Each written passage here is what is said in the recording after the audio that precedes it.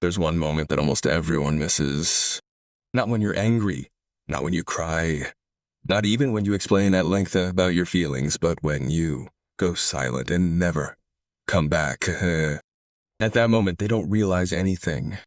They're still relaxed, still thinking you'll come back like usual, still thinking, maybe he'll text again later. And that's where their biggest mistake begins. Because what they thought was just a temporary, silence is actually the most serious departure in their lives. Your last message, which they used to read casually, which they replied to half-heartedly or even left hanging, slowly turns into the last opportunity they wasted. At first they don't feel the loss because you were there too often, too easily returned, too patiently waited. Your presence already felt like a certainty. And humans are always careless with things that feel certain. They don't realize that every short reply, every indifferent attitude, every delay is all eroding something that can't be bought back.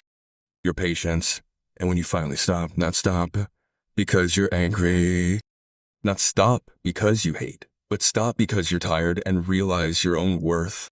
That's where time begins to work in a cruel way. Not for you, but for them. The first day, they're still quiet. Third day, they start opening old chats. The fourth day, they start asking themselves why. Isn't he chatting anymore? Why is he so silent? Was I too much back then? And as the days pass without you, the reality becomes clearer and clearer, slowly but surely. Your last message wasn't just a chat. It was a door that has now closed. What hurts them most isn't losing you, but losing the chance to fix everything. Because you didn't leave screaming, you didn't leave with drama, you left quietly and quiet.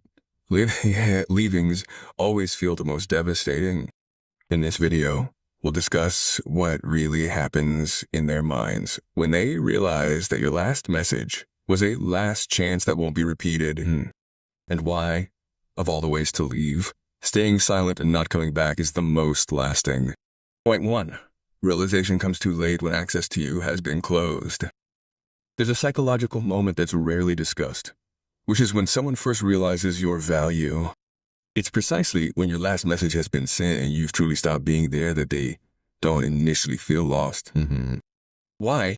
Because you've always been there, always responding, always understanding, always giving space. Even when your heart is tired, your presence becomes something too safe. And something too safe, often unappreciated. Your last message may be simple, not long, not dramatic, not blaming. That's precisely where the blow lies. Because after that message, you don't appear again. There's no follow-up, no additional explanation, no attempt to fix it, and their brain starts working differently. On you, Kim, they think it's normal. Maybe you'll chat again later. Maybe they're still waiting. But days pass, and you remain silent. That's where discomfort begins to appear. Not because of longing first, but because control begins to disappear. Humans don't immediately feel lost when something is gone. Humans feel lost when they realize access has been revoked. And the last message is the clearest sign that this thing is not waiting anymore. In their heads, disturbing questions arise. Why is he really silent? Why isn't he looking for anymore? Have I really lost him? Not because you begged, not because you were angry, but because you stopped giving reassurance. This is the most psychologically torturous phase. Because all this time they were the ones choosing. Now they don't know if they're still chosen. And at this point, your last message changes its function. It's no longer just a chat, but a final boundary marker. What hits them is not the content of the message, but the silence that follows. No more news. No more validation. No more proof that you're still available. And that's where the realization slowly sets in. The person who was always there can actually be gone. What's interesting, Bree, is that at this stage they don't immediately chase. They digest first. They deny first. They try to fill the void with something else. But the longer you're gone, the stronger a feeling grows. Fear of losing something that can't be repeated. And that's when your last message takes on a completely different meaning. What was once taken for granted now feels like a wasted last chance. Not because you said it was the last, but because your attitude proved it. In the next point, we'll discuss what really happens to their emotions after this phase, and why many people collapse after realizing that opportunity is truly gone. Point 2. When he starts replaying your last message in his head, there's a phase that almost always happens after your last message is truly the last. Not immediate panic, not immediate regret, but a heavy silence. At first, he might feel normal, feel safe, feel like he'll probably text again. Because up until now, you've always come back, always been the one to initiate the conversation. Always the one to lower your ego. Always the one to give a second, third, or even umpteenth chance. But this time it's different. Midwife thing, follow-up. No long explanations, no drama, just silence. And that's where your last message starts working. Your last message isn't just a text anymore. It turns into an echo in his head. He starts replaying it silently. Why isn't he asking again? Why isn't he angry? Why isn't he pushing like usual? Humans are strange, Bray. We're not always touched by the most romantic words, but by the silence we can't control when you stop explaining. His brain takes over. He starts filling the void with his own thoughts. And usually, the human mind is far more cruel than reality. At this point, his ego began to waver, as his position had been clear. He was on top. He was chosen, he was pursued. But now, that structure was slowly crumbling. Not because you said, "I'm tired, I'm leaving, I'm giving up," but because you proved it with your actions. No more validation, no more free attention, no more feeling like I was still wanted. And that's where your last message took on new meaning. It wasn't the final word anymore, but a mirror. A mirror that reflected the single most disturbing question. Could it be that this time I'm truly lost? What made this even more painful for him was one thing. You didn't look devastated. You didn't plead. You didn't post sarcasm. You didn't seek sympathy. You didn't beg for clarity. You left calmly. And for someone accustomed to having their ego controlled, your calmness felt like punishment. Because he didn't know if you were still waiting or had moved on, if you were still hoping or had already let go, if you would return or if it was truly over. The uncertainty was gnawing at him, and he slowly began to compare. New people didn't give him the same feeling. Other attention felt shallow. Other conversations felt empty. Because only with you did he ever feel wanted without having to try. And now that all of that is gone, he realizes your last message wasn't the end of the conversation. It was the end of one-sided comfort. At this stage, many people start to want to come back, not always because of love, but because of a loss of control. And this is the point where your positions really reverse. You are no longer waiting. You are no longer hoping. You are no longer hanging your self-worth on his reaction. And precisely because of that, your last message becomes the last chance that he only realizes after it's too late. Point T, when he begins to understand that this opportunity won't come twice. At this point, something begins to change in his mind. It's not an immediately visible change, not a change that immediately makes him text or ask for you back. At first, he still feels safe. He thought, he'll come back. He'll text again. He'll still be there. Because you've always been there, always patient, always giving in. But now, there's no follow-up message, no clarification, no attempt to fix things. And that's where his brain starts working differently. He starts replaying one moment over and over again. Your last message, not because it was dramatic, but because it was calm. Not demanding, not pleading, not blaming, and that calmness actually makes his mind chaotic. Because for the first time he realizes you're not waiting, you're not hanging on to hope, you're not opening the door again. At this stage he starts asking himself, why is he so calm? Why isn't he angry? Why isn't he chasing after me like usual? And those questions slowly turn into a bitter realization. I think I've really lost him. Not losing someone who's noisy, not losing someone who's possessive, but losing someone who's sincere and consistent. And that type of loss always comes too late. What makes it harder for him is this. You didn't leave by causing trouble. You left without destroying anything. There was no drama.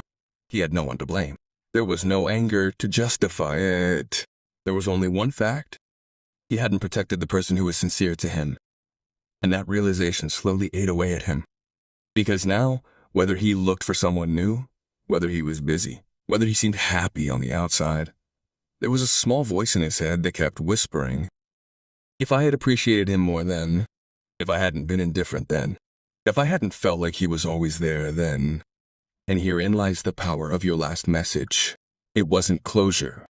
It was a mirror he finally saw when you were no longer there. And when someone realizes that the last chance has passed, what's left isn't a momentary regret, but a feeling of loss that slowly grows and persists. Point 4. When he starts to understand, but it's too late. There's a phase that almost always happens after your last message is sent and you've gone completely silent. At first, he's okay. He thinks he'll probably chat again. Because you've always been like that. Always coming back, always looking for him, always opening the door. Even when he's the one leaving. But this time was different. The first day, he was still relaxed. The day third, a small question popped into his head. Why is he really silent? He started opening old chats, rereading words he once considered normal, checking your last online time, waiting for a notification that never came. Not because he suddenly fell in love, but because he lost control. All this time you were a certainty. And humans are most afraid not of losing people, but of losing certainty. In this phase, he started remembering the little things he used to take for granted. The way you were always there, the way you were always patient, the way you always tolerated his coldness. And what pierced him the most was this one realization. He left without a fuss, without anger, without drama.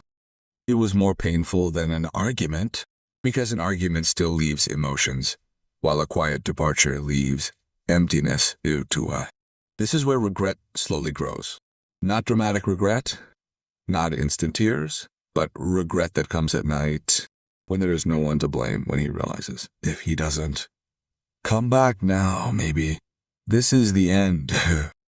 And ironically, when he started to want to pursue, you were no longer at the same point. Not because you were cruel, but because you finally chose yourself. Your last message wasn't painful because of its content, but because after that, you proved that you can leave and still be whole. And that, bro, is the hardest blow for someone who thinks your presence will always be ignored. Point L. When they truly realize your last message is the last chance. There is one phase that is almost never discussed, but it is the one that hits them the hardest. This phase is not when you leave, not even when you stop chasing, but when they realize you will not be coming back again. At first, your last message was just a passing wind. They thought he would probably come back. At most, he was just sulking. At most, he would chat again later. Because all this time, you always came back. Every time they were cold, you were the one who thawed. Every time they distanced themselves, you were the one who approached. Every time they hurt you, you were the one who gave in. And there is the most fatal mistake that they only realized too late. On a lonely night, at a moment when their lives were empty, they opened old chats.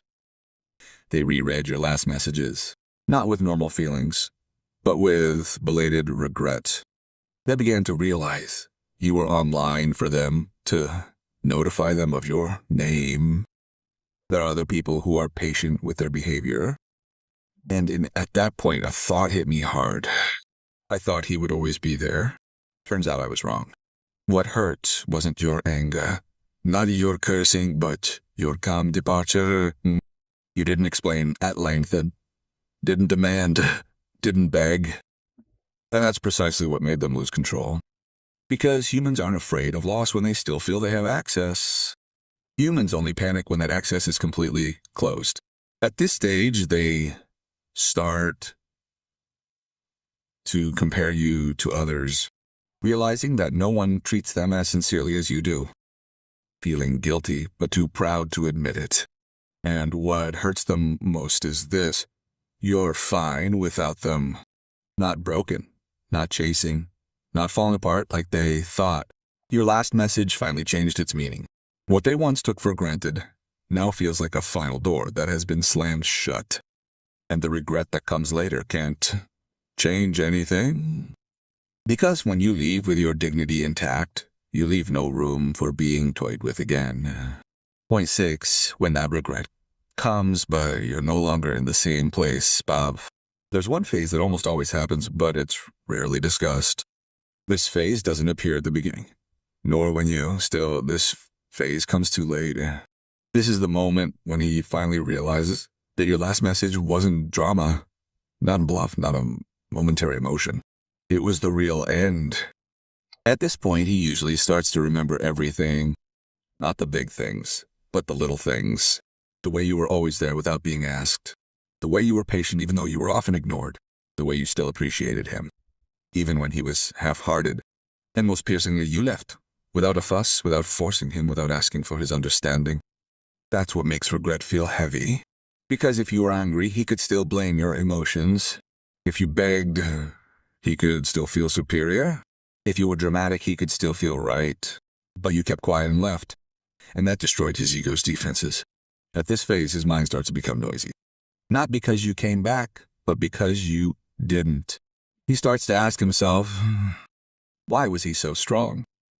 Why didn't he chase after him anymore? Why do I feel lost now instead of before? And that's where regret changes form. It's no longer just a feeling of loss, but a feeling of failing to appreciate something sincere. Because the most painful loss is not losing a toxic person, but losing someone who once gave everything calmly. What makes this phase even harder for him is one thing. You're no longer in the same position mentally. You're no longer waiting, hoping, hanging on to feelings. Even if he does reappear, you're not the old, easily melted version. And that's what makes regret feel irreparable. Because the biggest regret isn't when someone leaves, but when they realize, if I come now, they might not need me anymore. At this point, you win without retaliating, without explaining, without proving anything. Not because you want him to regret it, but because you choose your dignity over staying in the same place.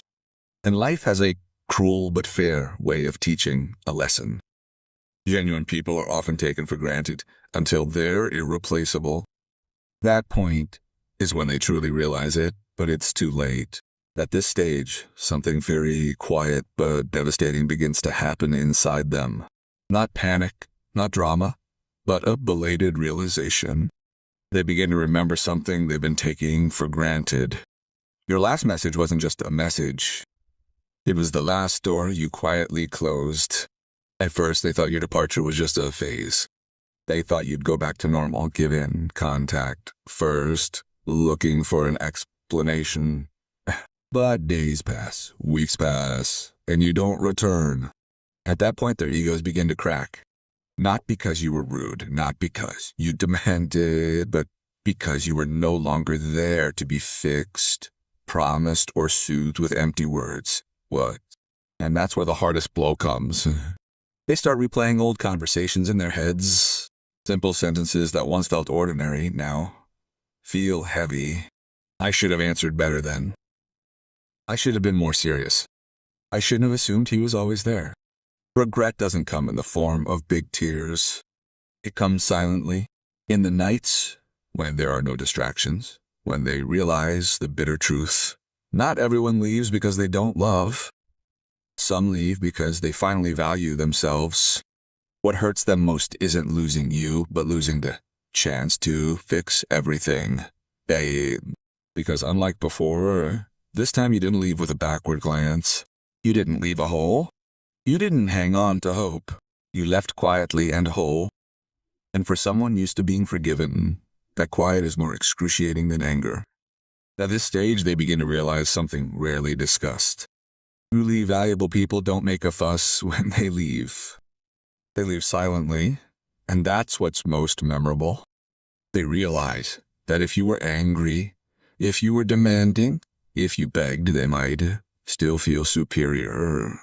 But you weren't, and that makes them lose control. All that's left now is a haunting feeling.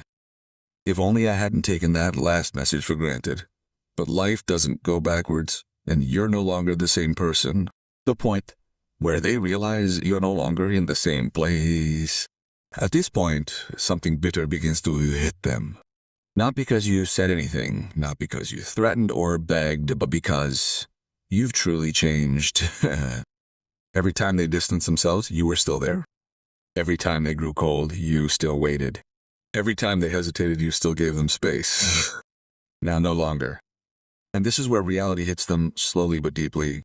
They begin to realize that your last message wasn't a fleeting emotion, but a sign that you've already mentally and emotionally moved on. What hurts them most isn't losing you, but losing access to you. Point 9. Regret comes too late because you've recovered. At this stage, one thing usually arises: belated regret. They begin to remember your presence, your patience, the way you fought without demanding much. And ironically, it only really hit you after you stopped giving it. But the difference is, now you're no longer waiting for them to realize. You've learned one important thing. People who truly value you don't need to lose you to realize. Their regrets may be real, but you're no longer where you were. Point 10. You win. Not because they come back, but because you're whole. This is the most powerful and often overlooked part. Your victory isn't when they type long, guilt-ridden messages. Not when they ask for a second chance. Not when they tell you you're important. Your victory is when you're at peace without their validation. You're no longer hungry for explanations. You don't need anyone to feel enough. And in that moment, you truly level up. If they come back, it's their choice. If they don't, you're still whole, because you're no longer dependent on anyone for your worth. The final message isn't that sentence. It's a limit. It's a limit that you no longer accept half-hearted love. It's a limit that you stop chasing doubters. It's a limit that you choose yourself. And when they come back, you'll be too strong to go back to your old self.